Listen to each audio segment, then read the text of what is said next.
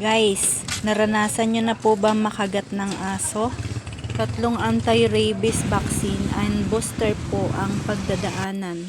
Sa Animal Bite Treatment Center dito po sa Indang, Cavite, kapag 8 AM dumating, pang 40 na po kami sa pila. Syempre matagal po ang paghihintay sa aming turn sa libreng vaccine laban sa dog rabies. Magkabilang braso pala ang 4 injection for 3 sessions. Last po ang booster vaccine. Para safe sa nakamamatay na rabies at may peace of mind na ligtas ang mga mahal sa buhay.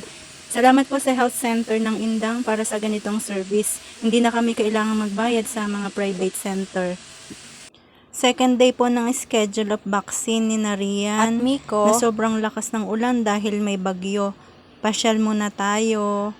Hindi ko na nasamahan dahil may trabaho ako at kinabukasan ako naman po ang nakagat ng alaga niyang tuta dahil malambing po ang tuta na si Tali. Sa sobrang miss niya sa akin, bigla niyang niyakap at kinagat ang binti ko.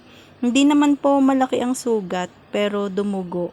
Mabuti hindi niya talaga intensyon na kagatin ako, sadya lang na malambing na tumutubo ang ngipin.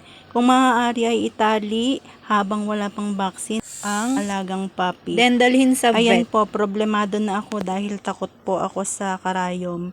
Hindi na po maalis ang takot ko or trypanophobia. Pero nabawasan na po at nasasanay na sa dami ng vaccines na ating natatanggap. Hindi naman po pala masakit.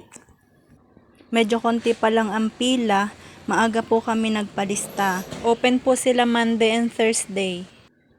Ayan, first time ko din po magpa-anti-rabies vaccine. Yan po ang libre na masakit na Makati na injection. Charot! Thank you po sa maasikasong health worker. Then nagutom po kami. At first time kumain ni Rian sa karinderya. Ito sa may palengke ng Indang. Natutuwa po siya na ma-experience ang mga bagay-bagay sa mundong ibabaw. Kahit sa kagat ng aso, hindi kami naghihiwalay. Charot. Love pa rin namin si Tali. Bye po and thank you for watching.